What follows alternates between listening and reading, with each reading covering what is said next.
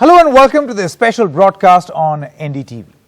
Our guest is a man who has led by action and example in the world, who tried to and is still trying to advocate for global cooperation by making global agencies of change relevant. His latest book talks about his journey of trying to unite nations in a divided world and how it can be resolved, as the title says right here. It is my pleasure to welcome former Secretary General of the United Nations, Mr. Ban Ki-moon. Secretary General, your book is called Resolved, Uniting Nations in a Divided World. It could not have been more timely. First, I would want you to give us a sense of why you felt the need to write a book and what can the readers expect. I wrote this book because I thought that it is my duty as a former Secretary General to share with the world's people my experience during 10 years, be they successful or disappointing or unfinished. I hope some of my stories will inspire and also to give some instructional message to people of the world. As you may know, I was raised during the Korean War in 1950s, came of age amid terrible poverty, and watched my country grow from dictatorship to stable and prosperous democracy with the help of the United Nations. India, as a founding member of the United Nations, gave us a great support.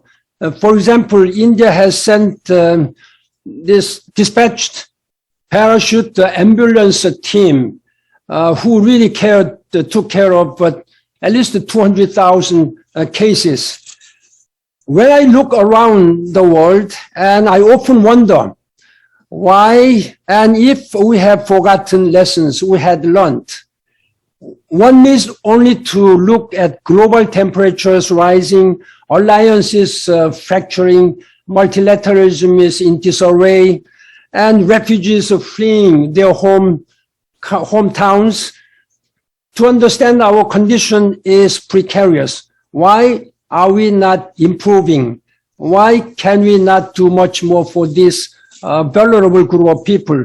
In times of extreme pressures, such as the COVID-19 pandemic, climate change, I was disappointed that even rich and generous nations, wealthy nations, look inward first. Multilateral organizations like the United Nations are now weaker than they were even in the 1990s. Today, the Security Council's perpetual deadlock has cost United Nations much of its credibility. Key regional groups are alarmingly diminished because of their internal divisions. Governments must work for peace, human rights, and sustainable development. But they must also accept their collective responsibilities to other nations. That means every country, including India. India is a very important member state of the United Nations and chair country of all these non-aligned groups, must reduce its carbon footprint, work together in international forums, and use its influence to de-escalate conflict. We have so much work ahead of us. In fact, that's one of the main reasons I finally decided to write this memoir, Unresolved, Uniting Nations in a Divided World, to encourage leaders, lawmakers, and anyone who aspires to make the world healthier, more prosperous, and more peaceful, and more equitable. Now, the new variant Omicron was sequenced in South Africa. The US promptly blocked flights. The variant has also been found in Europe, but there does not seem to be any ban there. Also, with vaccines, the global average is 42%, but in Africa, only 7%. Would you say that the West and its discrimination and the vaccine inequity is prolonging this pandemic? The issue of vaccine inequity is both moral and political issue. And rich countries, wealthier countries should have political and moral responsibility to provide the vaccines and other medical equipment.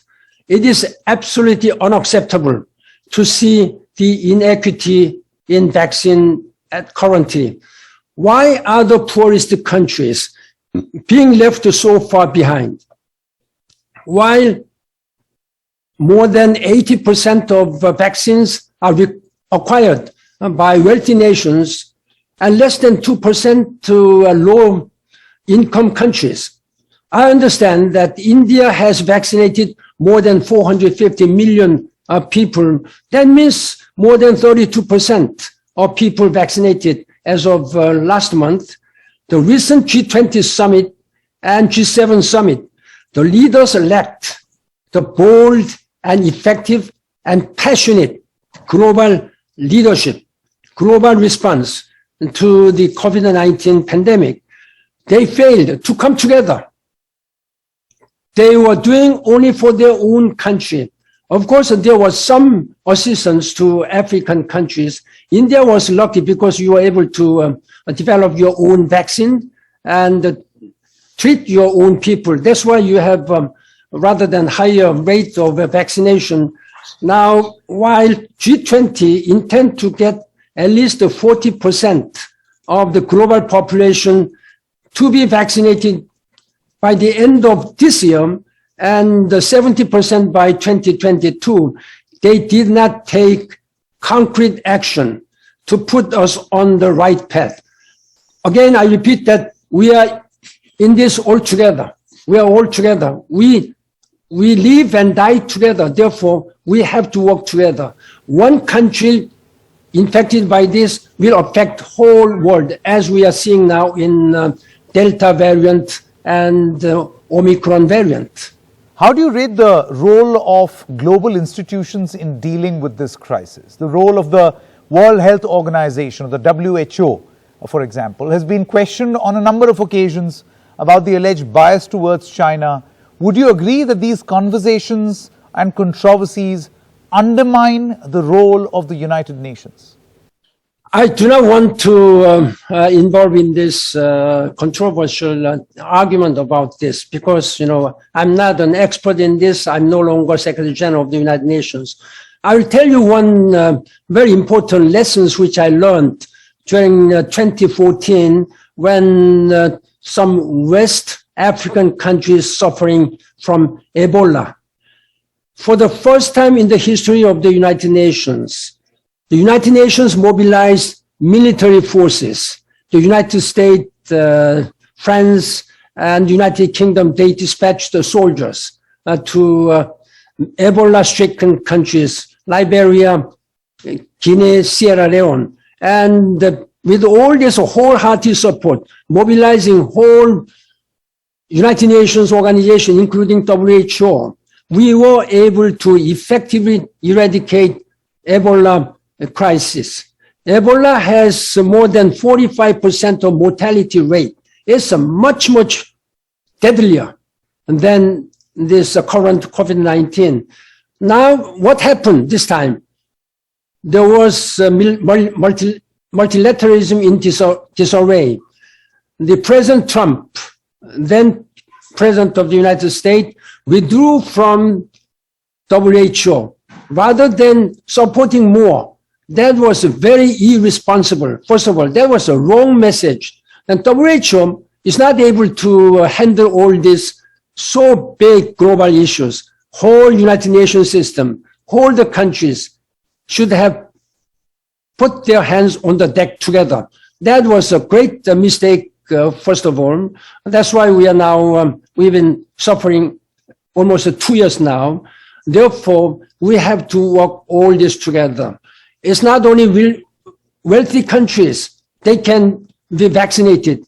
If the other parts of the world is not vaccinated, they will move from this to another places. That's why all throughout the world, there is not a single country on this surface now where people are not affected by this coronavirus. And therefore, we are learning very hard lessons. Before repeating again any mistakes, we have to work together. That's my clear and message. Yeah.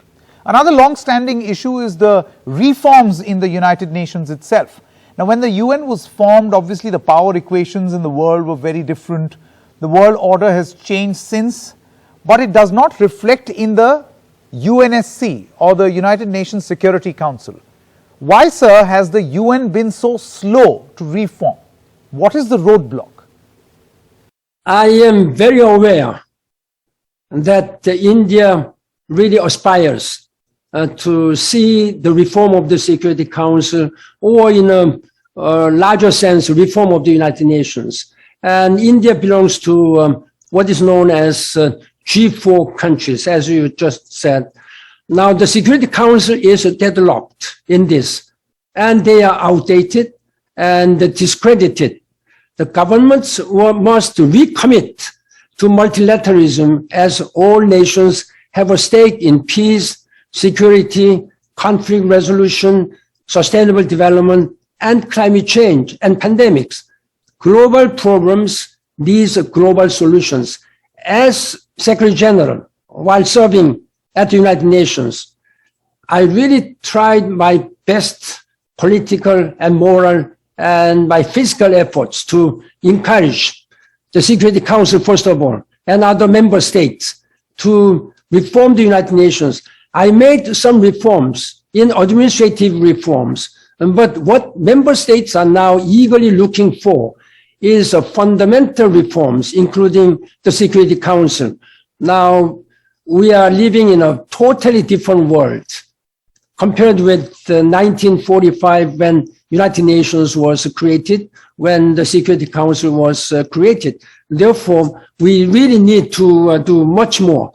The world's largest democracy, India, has a role to play politically, financially, and militarily. I am very grateful to India for your contribution to peacekeeping operations. You are one of the largest troop contributing countries. And what I am really grateful to India is, you may know or may not know this, Indian women's formed the police unit to Liberia. This was the first case, and that really helped a lot in preventing female sexual violations. So many women are exposed to such violence. Then when Indian government had a very unique idea of dispatching all female formed police unit in Liberia, they were most welcome. This is one of the biggest success story during my time as a Secretary General. Now, in short, international organizations like the United Nations must avoid the appearances of bias, power plays, and the rubber stamping outcomes. Therefore, I am really urging member states, particularly P5, they should bear political and moral responsibility, and they should also demonstrate much longer future-oriented vision for the better functioning United Nations. And that is reform of the Security Council, where your country is eagerly looking for. I hope you can raise your voice. All right, let's now talk about your personal story. Your first diplomatic posting, as we all know, and you've also mentioned it in this book, was in India. Tell us your connection with India. How have you seen India change, the India-Korea relations over the years? How has your experience been? You speak a fair bit of Hindi as well. I have a lot to say. Only regret is that I have a limited time in this program. As everybody knows, that my first diplomatic posting was in India, 1972, as very junior, the first, third secretary, vice consul. I served for almost 3 years, first as a vice consul when we had the consulate general, then later promoted, elevated to ambassadorial level with the full diplomatic relationship was concluded between India and Korea. That was one of the very epoch-making history in Korean diplomacy. In 1973, in India, Republic of Korea established a diplomatic relationship. India, even at that time, was known as the leader country in the world, particularly in non-aligned state. I developed a special connection with India. I still tell Indian people, as you said, I have left half of my heart in India. My son was born in 1974 in New Delhi. Then I never expected. Then many years later, my own daughter, who was not even born in New Delhi, got married to an Indian man, Siddharth Chatterjee, who is now working as resident coordinator of United Nations system in China. Is equivalent to ambassador of United Nations too. So he is the highest person. I'm very proud of my son-in-law, Sid, and we often communicate with him. And I have my grandson, who is jokingly saying, joint product of Indo-Korea. My own daughter, again now, is we never planned, nobody knew. It doesn't come as, by planning. My own daughter was transferred to India last month from South Sudan. She is a UNICEF staff. Now she is working. I hope she watches this television interview, and I'm sure that she'll be very proud of her service in India. So this is a very strong familiar relationship, but country to country wise, again, I have something to tell you that India dispatched this ambulance team during Korean War. And then during the time of early stage of Korea's independence, immediately after liberation of Korea from Japan, now there was a very famous diplomat known as KPS Menon. I don't know whether you know him. He is very well-known diplomat in India as well as in Korea. He became the United Nations special envoy to help reconstruct Korea. So he was the representative of ambassador to United Nations Commission in Korea. Now, again, India is very special to Koreans, including myself. Korea and India have a strong philosophical, regional, cultural, and historical relationship. We were inspired by Mahatma Gandhi.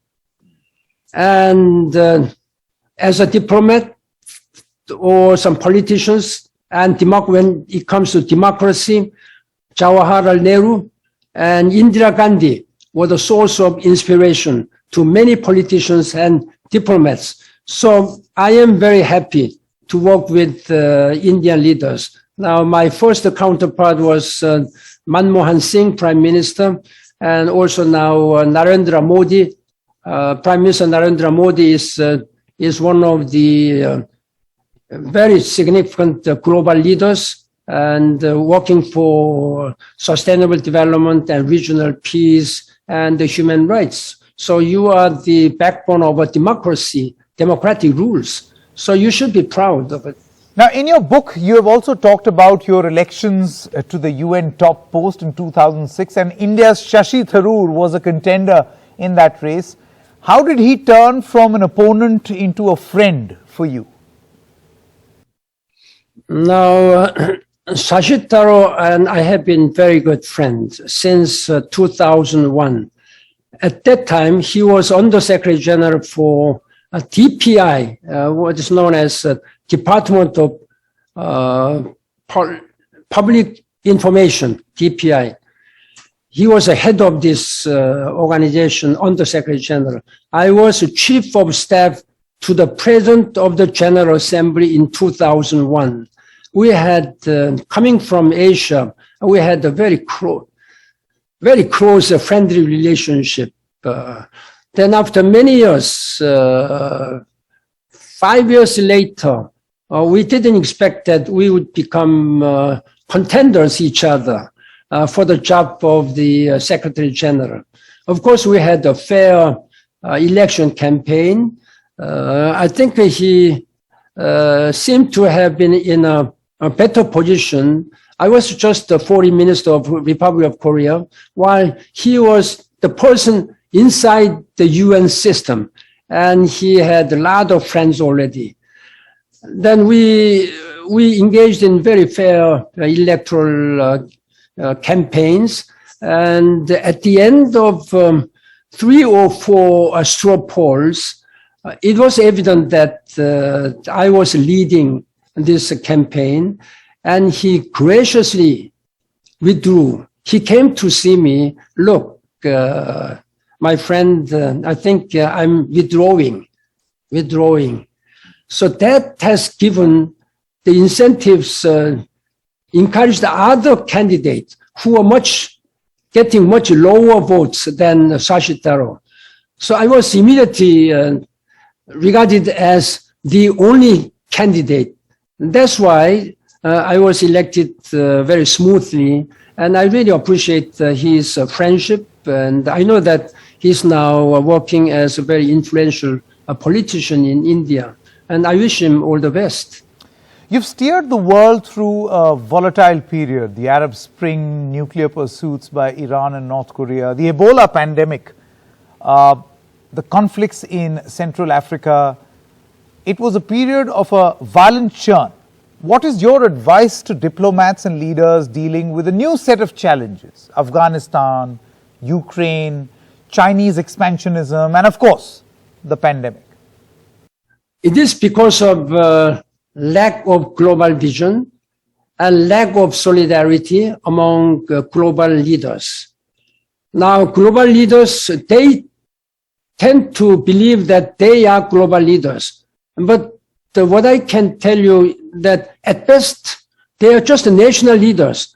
They are working for their national interest. That is very short-sighted. They have to have a global vision. Not a single person or single country, however powerful or resourceful one may be, can handle all these global issues, which are now threatening our humanity as well as our planet Earth. Like look at the case of climate change and global pandemic. When it comes to nuclear issues now, Iranian issue, I know that recently, last Monday, November 29, the P5+1 and the Iranians are now re-engaging in dialogue, negotiation. But unfortunately, the United States is only indirectly attending the meeting and expect Iran's new president, Ibrahim Raisi, to return to the JCPOA at arm's length. I hope U.S. negotiators will participate directly and address this one. This is a far more dangerous issue than North Korean nuclear issue, because in terms of size of territory, in terms of population, in terms of global standing, of regional standing of Iran, and they are now neighboring with at least 8 countries. The borders are very porous. The IAEA has expressed a very serious concern about the possibility of Iran becoming nuclear power soon. So therefore, P5+1, they must work and engage in more seriously to address this one before they may regret about this nuclear Iran. Now, about Central Asia, I have visited all these countries. I visited most of the Central African countries, including Democratic Republic of Congo, Burundi, Central African Republic, and Rwanda, etc. Now, these are the areas where a lot of conflict are still continuing, the most terrible thing happened in Rwanda. This massacre, genocide happened in Rwanda. My take on the genocide in Rwanda was that the UN should have done much more to prevent the situation from prolonging. And I visited all these countries, particularly when it comes to Central African Republic, CAR.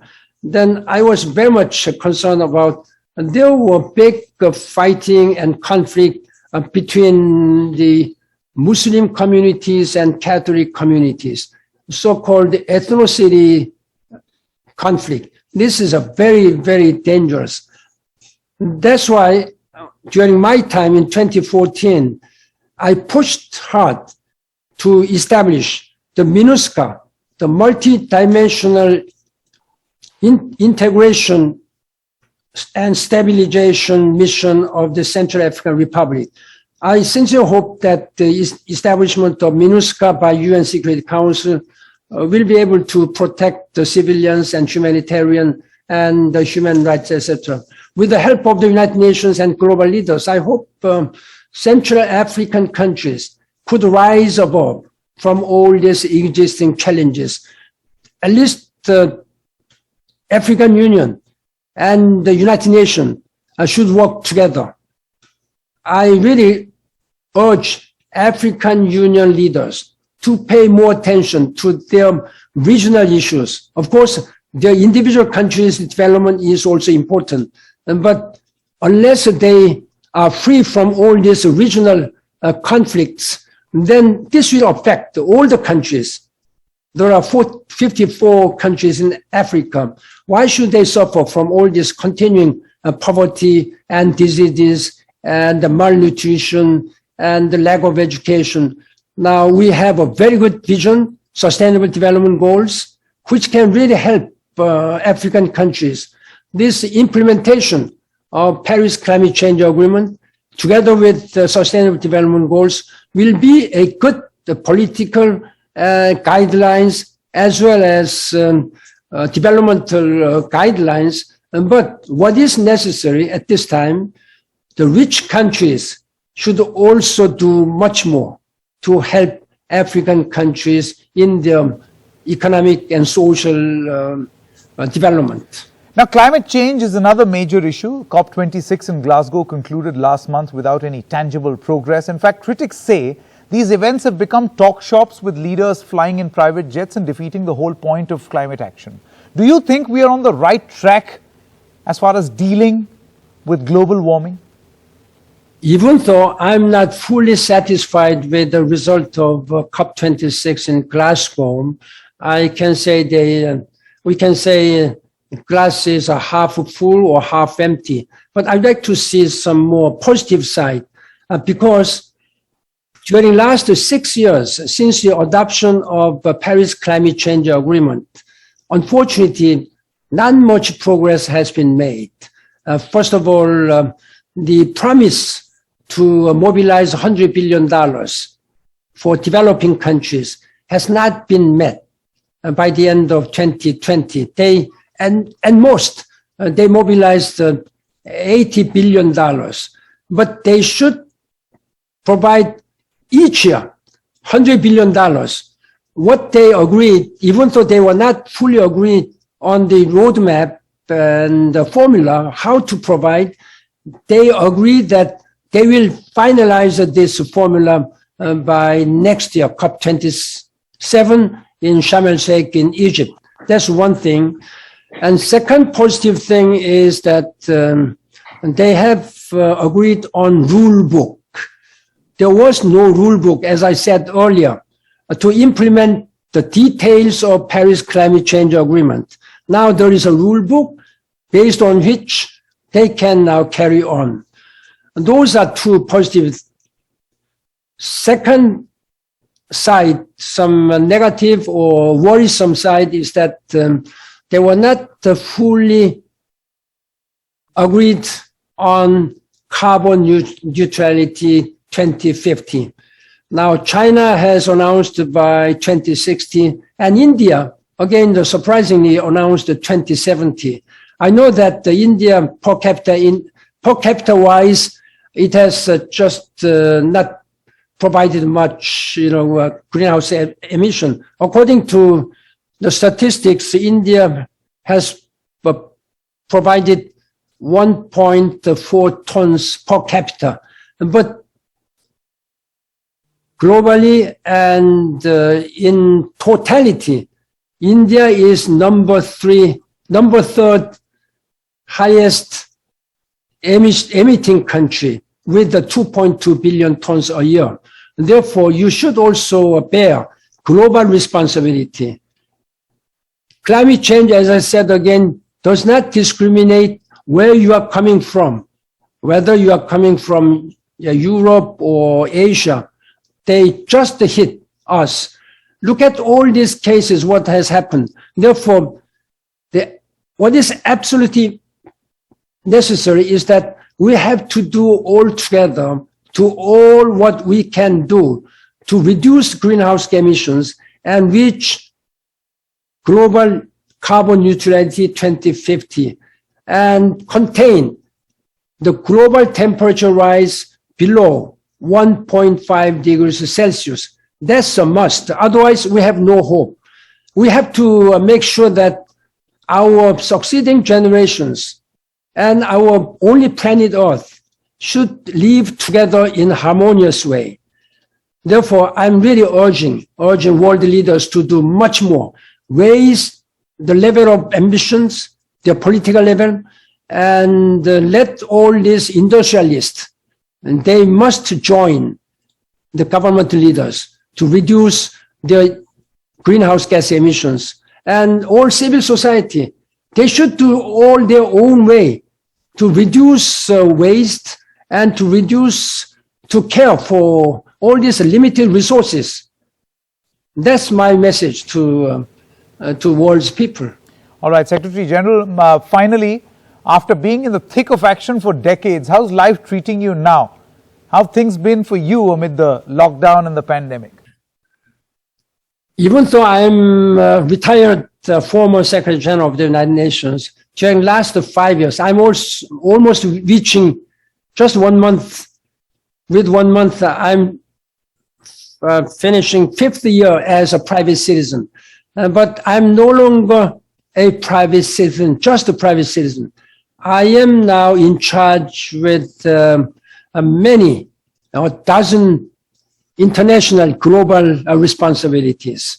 First of all, I'm a chairman of the Global Center on Adaptation, Climate Change, headquartered in Netherlands. I'm a chairman and president of the Assembly of Global Green Growth Institute with 41 member states, which is located in Korea, to help developing countries to green and to fight back all climate change, fight back pandemic, and build back better and greener.